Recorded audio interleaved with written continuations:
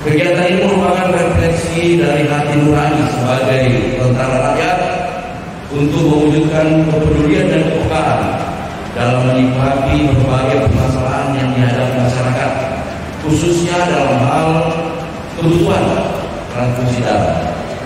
Bahwa darah yang kita sumbangkan dapat membantu menyelamatkan jiwa manusia yang berkorban. Oleh karena itu, momen ini memperingati Hari Tua Tentara Nasional Indonesia ini kita isi